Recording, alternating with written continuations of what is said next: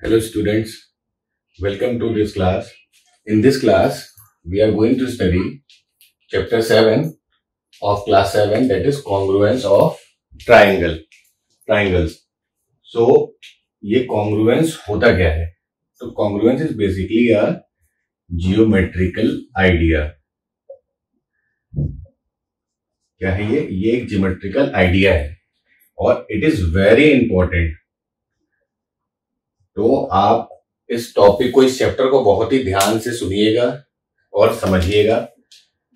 मैं पूरी कोशिश करूंगा कि आपको ये चैप्टर बहुत अच्छे से समझ में आ सके. ठीक है. तो बिफोर अंडरस्टैंडिंग कि कॉन्ग्रुएंस क्या होता है, उससे पहले हम एक वर्ड देखते हैं, वो है कॉन्ग्रुएंट. ठीक है. उससे पहले एक हम वर्ड देखते हैं, वो है कॉन्ग्रुएंट. तो कॉन्ग्रुएंट मतलब क्या होता है? कॉन्ग्रुएंट माने क्या होता है? अब आपने कभी नोटिस किया हो कि हमारे पास घर में एक पैकेट है बिस्किट का, that is Parle G. One of the most common brand of biscuit that is available in every household. ठीक है. तो आपने देखा ही होगा. तो सपोज करिए जब आप उसको मैच करते हैं, उसके एक बिस्किट को दूसरे बिस्किट से अगर मैच करें, मैच करने का मतलब कि आप इसको इसके ऊपर रख दें, ओवरलैप कर दें इनको. ठीक है. तो व्हाट यू विल सी कि वो एग्जैक्टली एक दूसरे के ऊपर आ जाते हैं. ठीक है. एग्जैक्टली जो है इक्वल होते हैं, एग्जैक्टली एक दूसरे के ऊपर आ गए. इसका मतलब क्या हुआ कि they have same size and shape. क्या मतलब हुआ कि अगर एग्जैक्टली वो एक दूसरे को ओवरलैप कर रहे हैं, तो इसका मतलब क्या हुआ कि they have same size and shape. ठीक है. तो ऐसे ही अगर आपने कभी ब्लेड का पैकेट देखा हो, ब्लेड बहुत कॉमन है, घर में आता ही होगा, शेविंग यूज करते होंगे घर में लोग. ठीक है. तो वो समवॉट कुछ ऐसे ऐसे ऐसे होता है. ठीक है. Not very good in drawing. ठीक. तो जब आप दो ब्लेड को कंपेयर करेंगे, एक ही बॉक्स के दो ब्लेड्स को जब आप कंपेयर करोगे, तो व्हाट यू विल सी, आप क्या देखोगे कि they have same size and shape. क्या है? They have same size and shape. तो इससे एक कॉन्सेप्ट निकल के आता है, और वो कॉन्सेप्ट क्या कहता है? वो ये कहता है कि objects with same size and shape are said to be congruent. ठीक है. मतलब कोई भी ऑब्जेक्ट जो साइज में सेम है और शेप में सेम है, उन्हें हम क्या बोलते हैं? उन्हें हम बोलते हैं कॉन्ग्रुएंट. क्या बोलते हैं? उन्हें हम बोलते हैं कॉन्ग्रुएंट. एग्जांपल मैंने आपको बता ही दिया, लाइक पार्ले जी बिस्किट. ये पार्ले जी बिस्किट इसलिए मैंने एग्जांपल रखा कि ये one of the most common biscuit है जो आपको हर घर में किसी भी जगह मिल सकता है. फिर एक पैकेट, एक सेम ब्रांड के ब्लेड, उनको आप मैच करेंगे तो वैसा ही आएगा. ठीक है. किसी एक बॉक्स से आप पेंसिल ले लीजिए. ठीक है. किसी भी एक बॉक्स की पेंसिल ले लीजिए. ठीक. तो वो भी सेम आएंगी. ठीक है. तो बेसिकली कॉन्ग्रुएंट क्या हुआ? कॉन्ग्रुएंट ये हुआ कि कोई भी चीज, कोई भी ऑब्जेक्ट जो साइज में और शेप में सेम है, सिमिलर है, उनको हम बोलते हैं कॉन्ग्रुएंट. ठीक है. अब कॉन्ग्रुएंट आपको समझ में आ गया कि क्या होता है. ठीक. तो अब इसी कॉन्ग्रुएंट से, ठीक है, इसी कॉन्ग्रुएंट से हम निकालेंगे क्या? इसी कॉन्ग्रुएंट से हम निकालेंगे कॉन्ग्रुएंस की मीनिंग. क्या निकालेंगे? कॉन्ग्रुएंस की मीनिंग. अब कॉन्ग्रुएंट मैंने आपको बता दिया, सेम साइज एंड शेप जिस ऑब्जेक्ट का होता है. ठीक. अब इन्हीं ऑब्जेक्ट के बीच का रिलेशन, ठीक है, रिलेशन ऑफ टू ऑब्जेक्ट्स, मतलब relation of two objects being congruent. Being congruent. ठीक है, समझ में आया? कॉन्ग्रुएंट क्या होता है?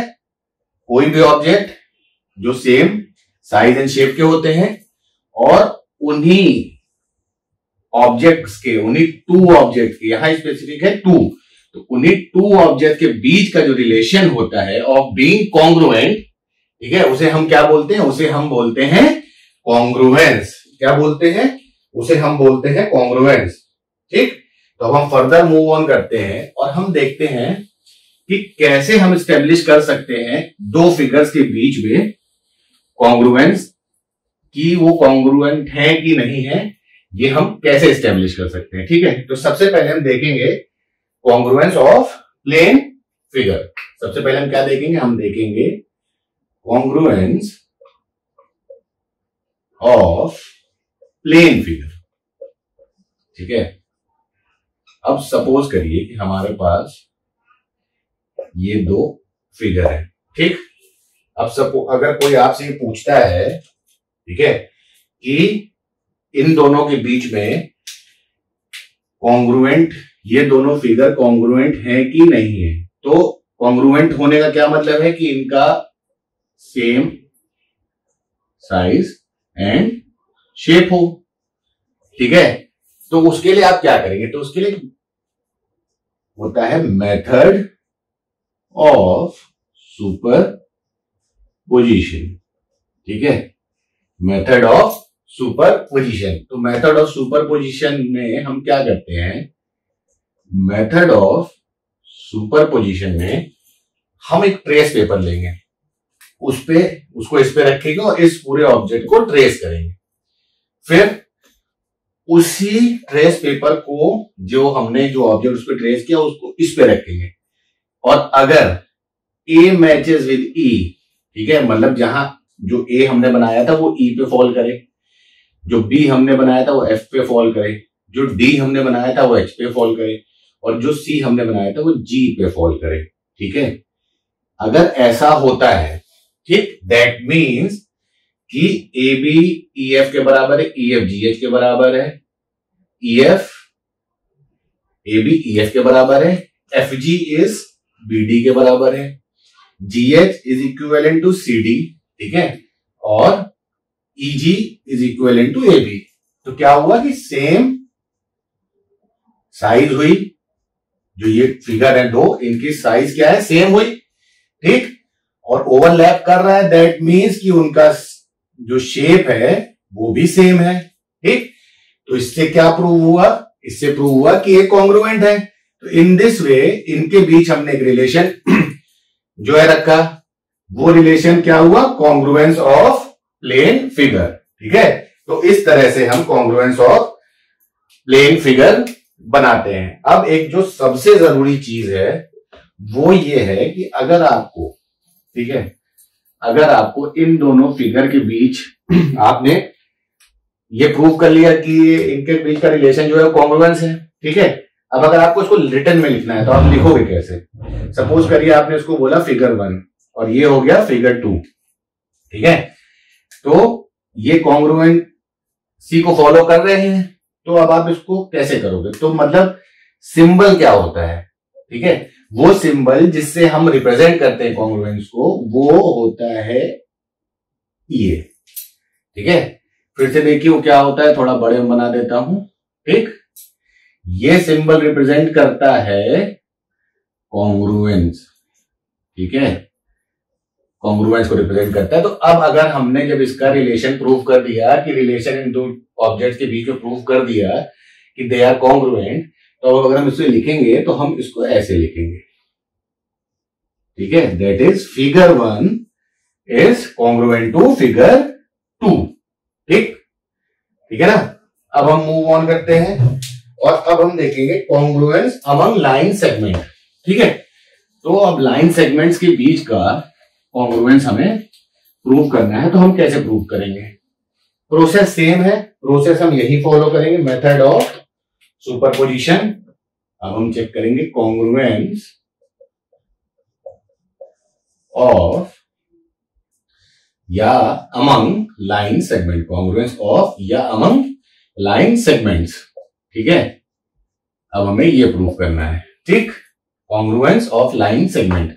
अब सपोज करिए हमारे पास दो लाइन सेगमेंट, आपको पता है लाइन सेगमेंट क्या होता है? लाइन सेगमेंट वो होता है जिसका स्टार्टिंग और एंडिंग पॉइंट डिफाइंड होता है, दैट इज कि वो एक पर्टिकुलर गिवन लेंथ का होता है। अब सपोज करिए हमारे पास एक लाइन है ए बी, एक हमारे पास लाइन सेगमेंट है सी डी, ठीक।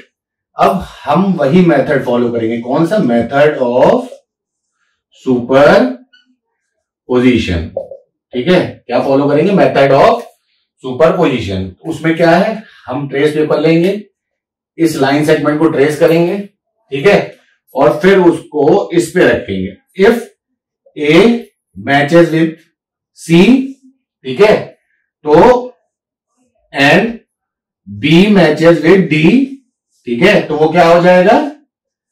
वो क्या हो जाएगा?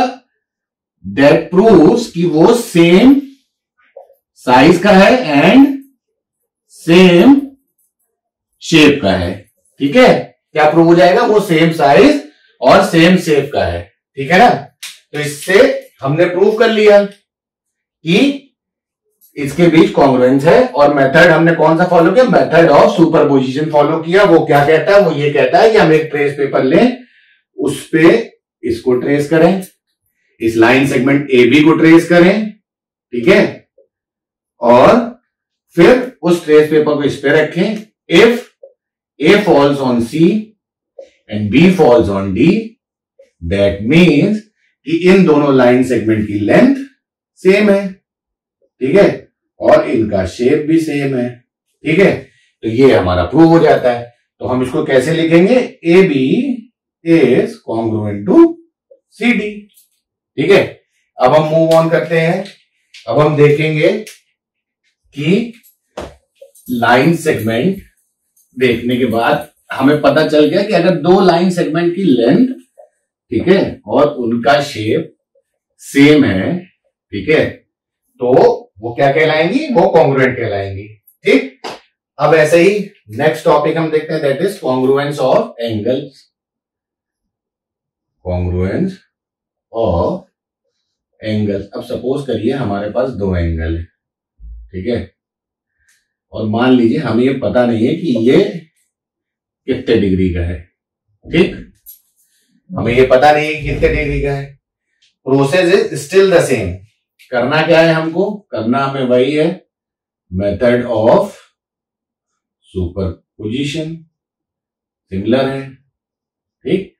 इसको आप मार्क कर लीजिए, ओ ए बी, ठीक है, ई एफ एंड जी, ठीक, ये हो गया, ठीक है। क्या करना है? ट्रेस पेपर रखना है यहां पे, इस फिगर को उस ट्रेस पेपर पे उतार लेना है, ठीक। उसके बाद उसी ट्रेस पेपर को इस फिगर के ऊपर रख के हमें देखना है कि इफ ओ फॉल्स ऑन ई, पहले तो ये देखना है कि हमारा जो ओ हो वो ई के ऊपर ही आए, ठीक। तो पहली पोजीशन हमको ऐसे रखनी। अब ये रखने के बाद अगर ओ बी और ई जी ओवरलैप कर रहे हैं, ठीक, and E F and O A overlap कर रहे हैं, ठीक है, दैट प्रूव्स कि हमारा ये एंगल और ये एंगल एक दूसरे के इक्वल है। सपोज करिए 60 है तो ये भी 60 है, ठीक। तो इन दिस केस, ठीक है, हमारा एंगल का मेजर क्या आया? सेम आया। एंगल का मेजर हमारा क्या आया? सेम आया। और अगर मेजर्स हमारे सेम है, दैट मीन्स कि इनका शेप भी सेम होगा, ठीक है। एंड दैट प्रूव्स कि ये क्या है? दैट प्रूव्स ये दोनों एंगल आपस में कॉन्ग्रुएंट हैं, ठीक है। ये दोनों एंगल आपस में क्या है? कॉन्ग्रुएंट है। और इन दोनों के बीच जो हम लोगों ने रिलेशन बैठाया उसको हमने क्या कहा? कॉन्ग्रुएंस कहा, ठीक है। तो that is congruence of angles, ठीक। ये प्रूव हो गया। अब हम आगे मूव ऑन करेंगे और अगला टॉपिक जो हम देखेंगे that is congruence of triangle, ठीक है। क्या देखेंगे? अब हम देखेंगे कॉन्ग्रुएंस ऑफ ट्राइंगल, ठीक। एक चीज जो ये है आपका जो कॉन्ग्रुएंस का जो साइन है, sometimes it is interchange with equal sign. क्योंकि रीजन क्या है, इक्वल साइन हमारा क्या कहता है कि जब हमारा दो शेप आपस में इक्वल है तो हम उसको बीच में इक्वल लगाते हैं। और आप देखें अगर तो यहां पे भी वही चीज है। हमारा फिगर क्या है, जो हमारे दो ऑब्जेक्ट है जिनको हम कंसिडरेशन में लेते हैं, जिनको हम आपस में, जिनके बीच में हम रिलेशन बैठा रहे हैं, ठीक है, वो भी हम क्या कहते हैं कि equal in shape and size है। तो sometimes congruence is also written as equal to. तो उसमें कंफ्यूज होने की जरूरत नहीं है। अगर बुक में कहीं आपने देख लिया कि अगर लिखा है, वर्ड्स में लिखा है कि F1 and F2 are congruent और उसके आगे F1 is equal to F2 लिखा है, तो कंफ्यूज होने की जरूरत नहीं है, ठीक है। अब हम मूव ऑन करते हैं अपने नेक्स्ट टॉपिक पे, और नेक्स्ट टॉपिक हमारा क्या है, कॉन्ग्रुएंस ऑफ ट्राइंगल। क्या है, कॉन्ग्रुएंस ऑफ ट्राइंगल।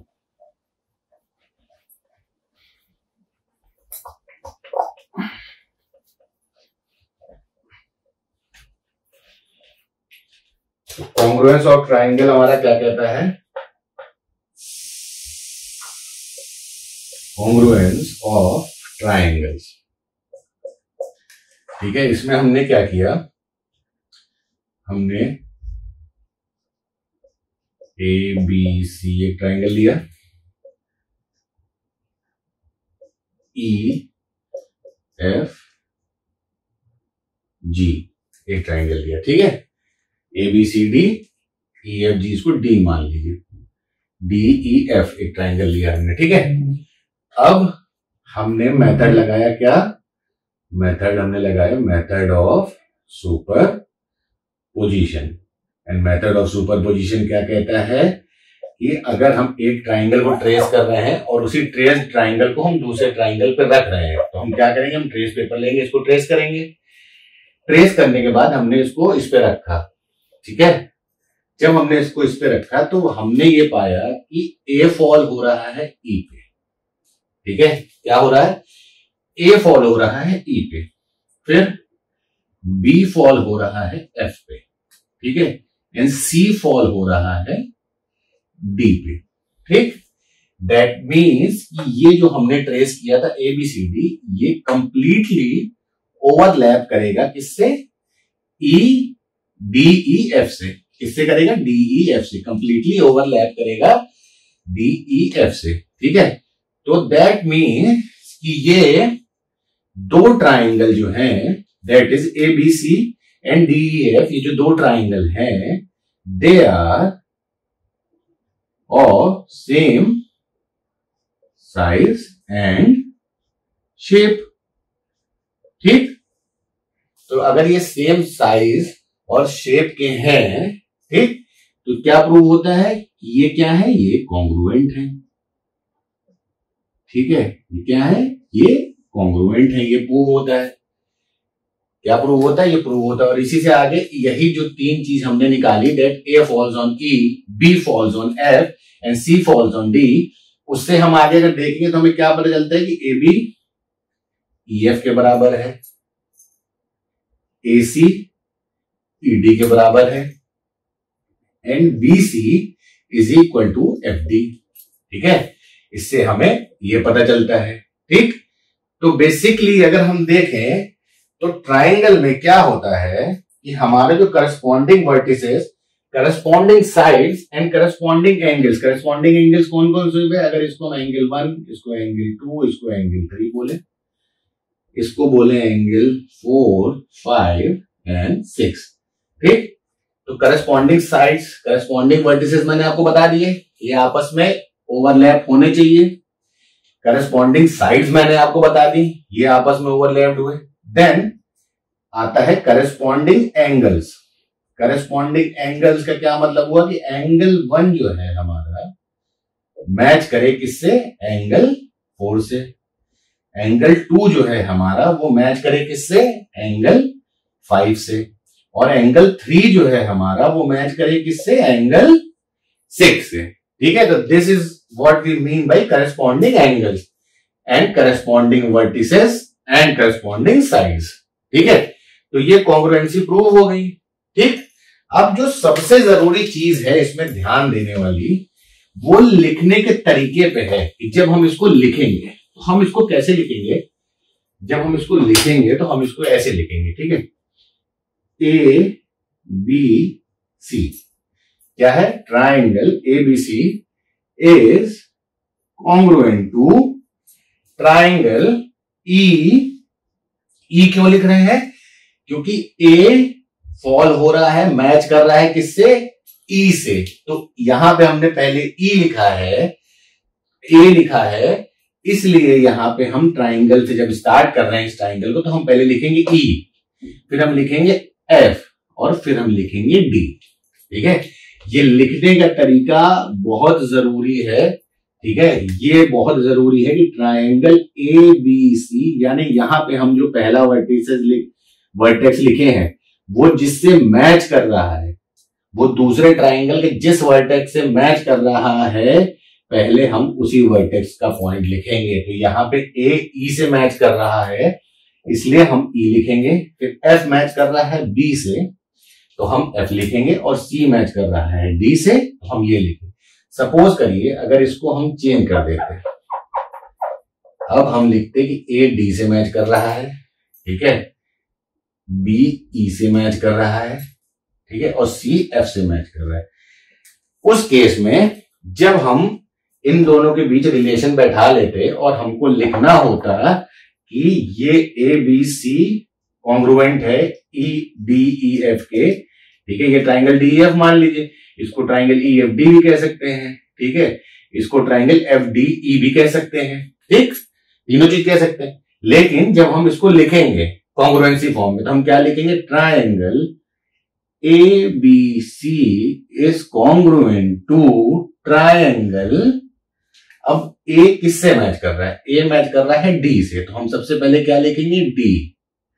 बी किससे मैच कर रहा है? कहां पे फॉल हो रहा है? ई पे, फिर लिखेंगे ई, और सी कहां फॉल हो रहा है? एफ पे, ठीक है। तो लिखने का तरीका बहुत जरूरी है, ये ध्यान देना होगा कि करस्पॉन्डिंग वर्टिसेस जो है वो किससे मैच कर रहे हैं, और उसी तरह से हमको इसको लिखना है, ठीक है। होप आपको ये समझ में आया होगा। अब हम आगे मूव ऑन करते हैं, और आगे जो हमारा नेक्स्ट टॉपिक है, ठीक है, वो क्या है? वो है criteria of congruence of triangle. क्या है? Criteria of congruence of triangle. तो इसमें क्या है? इसमें अब हम पढ़ेंगे कि criteria of congruence of triangles, ठीक है। तो इसमें हम क्या पढ़ेंगे? इसमें हम पढ़ेंगे वो क्राइटेरिया जो फॉलो करते हैं, क्या करते हैं, जिनकी वजह से दो ट्राइंगल्स आपस में कॉन्ग्रुएंट हो सकते हैं। क्या हो सकता है? जिनकी वजह से दो ट्राइंगल आपस में कॉन्ग्रुएंट हो सकते हैं। अभी जब मैंने आपको कॉन्ग्रुएंस ऑफ ट्राइंगल पढ़ाया था, तो आपने ध्यान दिया हो, मैंने तीन चीज की बात करी थी। क्या क्या? Vertices, that is corresponding vertices की बात की थी, फिर मैंने करस्पॉन्डिंग साइड्स की बात की थी, फिर मैंने बात की थी करस्पॉन्डिंग एंगल्स की, ठीक। अब अगर आप इसी को कंसिडरेशन में रखें तो देयर आर थ्री क्राइटेरिया, ठीक है। क्या है? तीन क्राइटेरिया है कॉन्ग्रुएंस ऑफ ट्राइंगल्स के। उसके बाद एक क्राइटेरिया आता है, वो स्पेसिफिकली क्या है? सिर्फ राइट एंगल ट्राइंगल के लिए। तो जब हम सारे एज अ कॉमन ट्राइंगल की बात कर रहे हैं, तो हम राइट एंगल ट्राइंगल वाले को अभी नहीं देखेंगे। जब इसको पढ़ लेंगे उसके बाद हम राइट एंगल ट्राइंगल वाला कॉन्ग्रुएंस समझेंगे। तो बेसिकली तीन क्राइटेरिया है। क्या क्या है? क्या क्या क्राइटेरिया हो सकता है? दो ट्राइंगल अगर हमारे पास है और ये आपस में मैच करें, इसका क्राइटेरिया क्या क्या हो सकता है? पहला क्राइटेरिया ये हो सकता है कि ये साइड इक्वल हो, ये साइड और ये साइड के, ठीक। क्या क्राइटेरिया हो सकता है? पहला कि तीनों साइड्स इक्वल हो। अगर तीनों साइड इक्वल होंगी तो सेम साइज हो जाएगी एंड शेप हो जाएगा, ठीक है। तो पहला क्राइटेरिया क्या हो सकता है कि तीनों साइड इक्वल हो, तो साइड एंड साइड, ठीक है। ये हो गया। इस क्राइटेरिया को हम शॉर्ट फॉर्म में बोलते हैं SSS criteria of congruence. C of triangle. ठीक है, ये तो पहला हो गया। अब दूसरा अगर हम देखते हैं तो वो क्या हो सकता है, दूसरा क्या हो सकता है कि हमारे पास ट्राइंगल है। ठीक है, क्या है, हमारे पास ट्राइंगल है, हमें पता है ये साइड और ये साइड। ठीक है, दो साइड हमें पता है। ठीक, और हमें इन दोनों साइड के बीच का एंगल पता है। क्या पता है, हमें दो साइड पता है और इन दोनों साइड के बीच का एंगल पता है। इसी को हम इससे मैच करते हैं। अगर ये साइड इसके इक्वल है, ये साइड इसके इक्वल है और इन दोनों के बीच का एंगल इक्वल है, तो ये क्या होगा, ये ट्राइंगल इस ट्राइंगल के कॉन्ग्रुएंट होगा। ठीक है, और इस क्राइटेरिया को हम कहते हैं साइड एंगल साइड। क्या कहेंगे, क्योंकि दो साइड कंसिडरेशन में है। ध्यान से याद करने का तरीका देखिए, SAS का मतलब क्या हुआ, साइड एंगल साइड। इसका क्या मतलब हुआ, हमें दो साइड पता है और क्योंकि A बीच में लिखा है, क्या है, A बीच में लिखा है, तो उस A के बीच में लिखे होने का मतलब ये है कि ये जो दो साइड हमें पता है, एंगल जो है वो उनके बीच का ही है।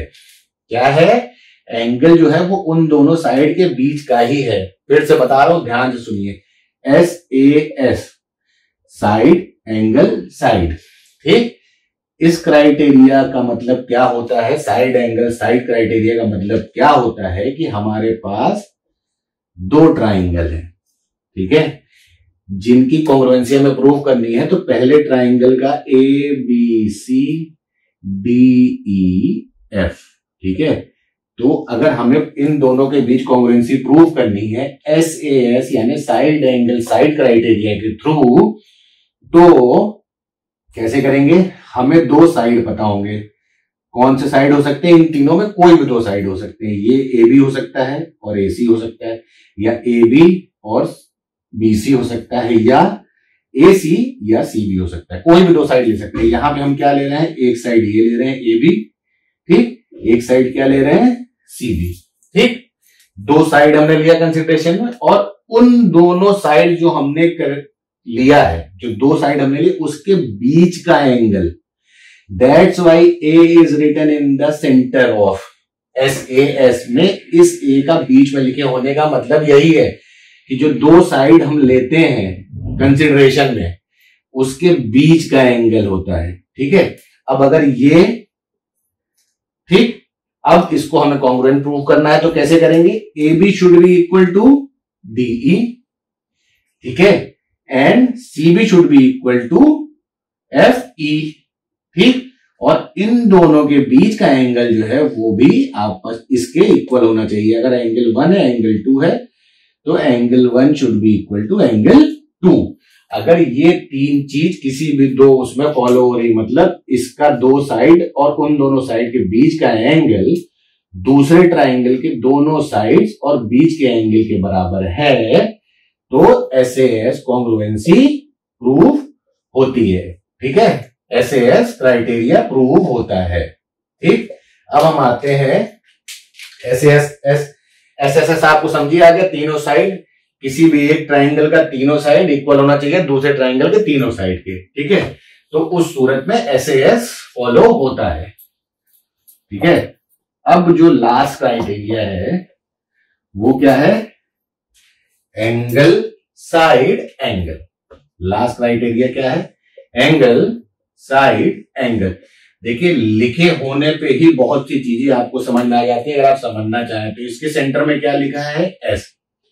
ठीक, अब आपके पास क्या है, एक ट्राइंगल है, आपके पास एक ट्राइंगल है, उसमें एक साइड आपको पता है, एक साइड आपको पता है, सपोज करिए इसको आपने कहा BC। ठीक, अब एंगल एंगल, ठीक है, ये क्या है, ये ASA क्राइटेरिया है। That means A represents angle, ठीक, और S रिप्रेजेंट्स साइड। अब क्योंकि यहां S एक बार लिखा है, दैट मीन्स कि सिर्फ हम एक साइड की बात करेंगे इस क्राइटेरिया में। ये जो कॉन्ग्रुएंसी का क्राइटेरिया है, इसमें सिर्फ हम एक साइड की बात कर रहे हैं, किसी एक साइड की। ठीक है, और क्या है, दो एंगल की बात कर रहे हैं। तो अगर हमें एक साइड नोन है और दो एंगल नोन है, तो बेसिकली कॉमन सेंस हमें क्या कहता है कि उसी साइड से दो एंगल निकलेंगे, ठीक है। तो अब सपोज करिए कि बी से हमने एक एंगल निकाला, ठीक है, लाइन खींची, और सी से हमने एक एंगल निकाला, ठीक है। ये यहां कहीं ओवरलैप हो गए, ये एक ट्राइंगल बन गया, ये इसको हमने मार्क कर लिया ए, ठीक। ये ट्राइंगल हमने बना लिया, ये एंगल है 1 2, ठीक है। अब हमें अगर इसका एक ट्राइंगल से, एक ऑब्जेक्ट से हम इसका रिलेशन जो है कॉन्ग्रुएंट रिलेशन बनाना है, तो वो हम कैसे बनाएंगे? वो हम ऐसे बनाएंगे कि इसका जो साइड है वो इसके साइड के बराबर हो, क्या हो, इसका साइड इसके साइड के बराबर हो, ठीक। और जो दो एंगल हमारा बने, ठीक है, जो एंगल बने, तो ये angle that is angle 1 is equal to angle 3 and angle 4 is equal to angle 2, ठीक, and DE is equal to BC। अगर ये रिलेशन हम बैठा पाते हैं, ठीक है, तो हम ASA क्राइटेरिया फॉलो कर रहे हैं। एंड इन दैट केस अगर ये क्राइटेरिया फॉलो हो रहा है, दैट मीन्स कि triangle ABC is congruent to triangle FD and E। देखिए लिखने का तरीका मैं आपको फिर से याद दिला दूं, लिखने का तरीका बहुत जरूरी है। यहां पे हम triangle ABC is equal to DEF is congruent to DEF नहीं लिख सकते। हमें जो जिससे मैच हो रहा है वही लिखना पड़ेगा, ठीक है। तो triangle ABC is congruent to triangle FDE ही लिखेंगे हम यहाँ पे, ठीक है। तो आपको तीनों क्राइटेरिया समझ में आ गए। That is first is SSS यानी साइड साइड साइड, यानी क्या है कि ट्राइंगल, अगर हम दो ट्राइंगल है हमारे पास, तो इसका साइड इससे, ये इससे, ये इससे, अगर इसके तीनों साइड किसी भी दूसरे ट्राइंगल के तीनों साइड से मैच होते हैं, इन दैट केस ये ट्राइंगल इस ट्राइंगल के कॉन्ग्रुएंट है। लिखने का तरीका याद रखिएगा हमेशा कि अगर ABC आप इसको लिख रहे हैं, ठीक है, इसको आप DEF लिख रहे हैं, लेकिन A हमारा फॉल हो रहा है F पे, ठीक है, B हमारा फॉल हो रहा है D पे, और C हमारा फॉल हो रहा है कहां पे? E पे। तो जब हम triangle ABC congruent to triangle क्या लिखेंगे? FD and E। क्या लिखेंगे? Triangle FDE। ये बहुत जरूरी है। अगर आपने ऐसे नहीं लिखा तो एग्जामिनर आपका नंबर कट कर सकता है, और करेगा ही अगर वो नोटिस करा तो। अगर कर गया तो वो जरूर कट कर देगा, ठीक है। तो लिखने का तरीका बहुत जरूरी है। तो आपने क्या देखा?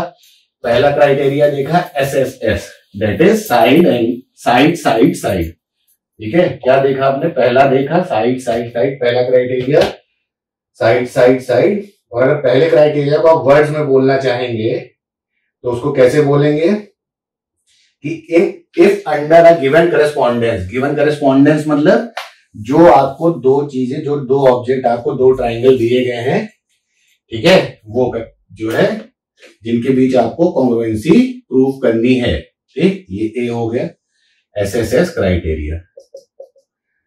तो if under a given correspondence the three sides of one triangle, the three sides of one triangle मतलब ये हो गया one triangle, ठीक, is equal to the three sides of corresponding triangle, that is ये triangle। ये हमारा given triangle था और ये हमारा corresponding triangle है, that is हम इसको इससे मैच कर रहे हैं, ठीक है। हम इस ट्राइंगल को इस ट्राइंगल से मैच कर रहे हैं।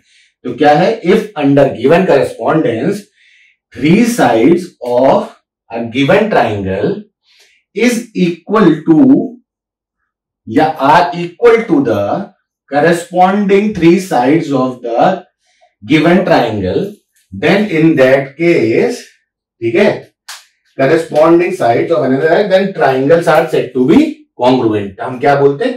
Triangle are said to be congruent, ठीक। अब हम आते हैं जो हमने दूसरा पढ़ा, और दूसरा हमने क्या पढ़ा था? Side angle side. तो side angle side, side angle side, congruency criteria, congruency criteria. तो अब ये क्या कहता है कि if under given correspondence two sides and angle, two sides and an angle, two sides and an angle between them, ठीक, is equal to the two sides, है ना, an angle between the corresponding triangle, then they are said to be congruent and they follow कौन सी congruency, side angle, side फिर से याद रखिए, side और उनके बीच का एंगल, साइड यानी दो साइड और उनके बीच का एंगल। अब आते हैं थर्ड पे, और थर्ड हमारा क्या कहता है, थर्ड कहता है एंगल साइड एंगल। तो एंगल साइड एंगल, तो फिर से देखें, एंगल साइड एंगल, साइड है, ठीक, और इन दोनों से निकलने वाला एंगल है, ठीक है। तो if under a correspondence to angles and a included side, two angles और इंक्लूडेड साइड, इंक्लूडेड साइड ये है जिससे टू एंगल निकल रहे हैं, ठीक।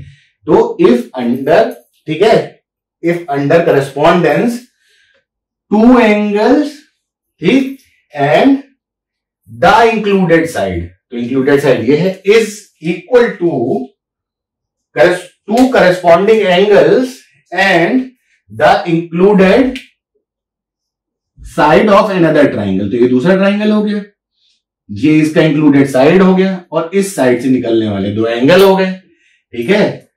ये अगर आपस में इक्वल है तो that is they are congruent, ठीक है। तो दे, और क्या फॉलो करते हैं, ये एंगल साइड एंगल फॉलो करते हैं, ठीक है। अब मूव ऑन करते हैं अपने नेक्स्ट टॉपिक पे। लिखने का तरीका मैंने आपको बता ही दिया है कि लिखते कैसे हैं, और लिखने का तरीका बहुत जरूरी है, उसको हमेशा ध्यान रखिए।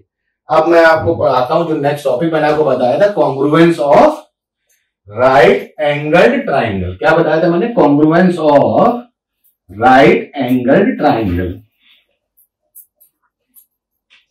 जो कि आज का हमारा लास्ट टॉपिक भी है। Congruence of right angled triangle. सबसे पहले हमें जो चीज याद रखनी है वो ये है कि हम इसको क्या कहते हैं, RHS क्राइटेरिया। क्या कहते हैं इसको हम कहते हैं RHS, RHS क्राइटेरिया कहते हैं, ठीक। क्यों कहते हैं ये समझ लीजिए। This R represents right angle. तो सपोज करिए कि अगर आपको एक गिवन राइट एंगल ट्राइंगल है, ठीक है, ये आपको गिवन है, ये क्या है, ये आपको गिवन है, ठीक। This represents hypotenuse. Right angle triangle में हाइपोटेन्यूज क्या होता है, BC इसमें हाइपोटेन्यूज होता है, दैट इज जो साइड अब जस्ट अपोजिट होती है किसके, राइट एंगल ट्राइंगल के, ठीक है। राइट एंगल ट्राइंगल में ये क्या होता है, हाइपोटेन्यूज, और इन दोनों को क्या कहते हैं, लेग्स कहते हैं, ठीक है। तो याद है ना, ये आपको ये पता है ना कि राइट एंगल ट्राइंगल में इसको हाइपोटेन्यूज कहते हैं, that is right angle triangle के अपोजिट जो साइड होती है उसको हाइपोटेन्यूज कहते हैं, और बाकी दोनों साइड्स को लेग कहते हैं, लेग्स कहते हैं, ठीक है, ठीक। और ये एस क्या रिप्रेजेंट करेगा, ये एस रिप्रेजेंट करेगा साइड। क्या रिप्रेजेंट करेगा, साइड। तो अब आप इस RHS क्राइटेरिया को देखिए और इससे सोचने की कोशिश करिए कि क्या हो सकता है वो, कि जिससे हम दो ट्राइंगल का कॉन्ग्रुएंट प्रूव कर सके, रिलेशन की उनके बीच कॉन्ग्रुएंसी है, ठीक। तो देखिए पहला क्या है, RHS में पहला है राइट एंगल। तो दैट इज अगर राइट एंगल ट्राइंगल की बात कर रहे हैं, ठीक है, तो उसमें राइट एंगल ट्राइंगल होना ही चाहिए दूसरे में, ठीक है। तो दूसरे में राइट एंगल ट्राइंगल तो होना ही चाहिए, ठीक है। तो वो है, ठीक। फिर हम क्या करते हैं, H जो है हमारा, ठीक, यानी हाइपोटेन्यूज। क्या है, हाइपोटेन्यूज, दैट इज इसका hypotenuse should be equal to इसका हाइपोटेन्यूज, ठीक है। यानी BC क्या है कि पहली बात तो पहला क्या हुआ कि एंगल ए जो है हमारा, ठीक है, एंगल ए जो है हमारा वो क्या है, वो राइट एंगल ट्राइंगल है, और एंगल ई भी हमारा राइट एंगल ट्राइंगल है, ठीक। ये हो गया, प्रूव हो गया, तो ये वाला आर तो हमारा कंप्लीट हो गया। अब आते हैं एच पे यानी हाइपोटेन्यूज पे। तो क्या हुआ, गिवन ट्राइंगल हमारा था ABC जिसका हाइपोटेन्यूज है BC, और जो इससे हम इसको कंपेयर कर रहे हैं, जिससे हम इसके बीच जिस ट्राइंगल से हम इसका रिलेशन बनाना चाह रहे हैं वो है DEF। उसमें क्या, अगर BC हाइपोटेन्यूज है और इसमें DF हाइपोटेन्यूज है, अगर इन दोनों को हमें कॉन्ग्रुएंट प्रूफ करना है तो BC should be equal to DF, ठीक। ये दूसरा हो गया। अब आता है साइड। क्या आता है, साइड आता है। तो साइड में हम कोई भी दो साइड में से एक साइड ले सकते हैं, हम AB भी ले सकते हैं, हम AC भी ले सकते हैं, ठीक है, लेकिन एक ही साइड लेंगे, क्योंकि अगर आप ध्यान दें तो अभी तक हमने ट्राइंगल के जितने क्राइटेरिया पढ़े कॉन्ग्रुएंसी के, उसमें हमारे पास तीन चीज है, 3 है, या तो 3 साइड है, या 2 साइड एक एंगल है, या 2 एंगल एक साइड है। तो सिमिलरली क्या हुआ, यहां भी 3 है, राइट एंगल एक होना चाहिए, हो गया, हाइपोटेन्यूज सेम होना चाहिए, हो गया। अब आता है साइड। तो साइड का मतलब हम कोई सिर्फ एक सिंगल साइड ले सकते हैं, या तो हम AB ले लें या हम AC ले लें। अगर हम AB लेते हैं तो AB should be equal to DE, ठीक, इस फिगर को देखते हुए। और अगर हम AC ले रहे हैं तो AC should be equal to EF। तो यहां पे मान लीजिए कि हम EF ले रहे हैं, ठीक है, और AC ले रहे हैं, तो AC is equal to EF। अगर ये 3 क्राइटेरिया प्रूव हो रहा है, ठीक है, अगर ये तीनों क्राइटेरिया प्रूव हो रहा है, दैट इज कि जो गिवन ट्राइंगल हमारा ABC है, उसको जो हम करस्पॉन्डिंग ट्राइंगल जो बनाया है हमने DEF, उससे अगर ये 3 क्राइटेरिया फुलफिल हो रहा है, दैट मीन्स कि ABC is congruent to EDF। देखिए ध्यान से, यहां मेरे लिखने के तरीके को फिर से ध्यान से देखिए, ठीक है, मेरे लिखने के तरीके को फिर से ध्यान से देखिए। मैंने A से स्टार्ट किया यहां पे, इसीलिए मैंने यहां से E से स्टार्ट किया, ठीक है। लिखने का तरीका कॉन्ग्रुएंट बहुत जरूरी है, इसको बहुत ध्यान से देखना पड़ेगा, और हमेशा लिखते समय इस चीज को ध्यान देना रहेगा, अदरवाइज आपका नंबर कट हो सकता है। तो क्या हो गया, ये प्रूव हो गया हमारा, ठीक।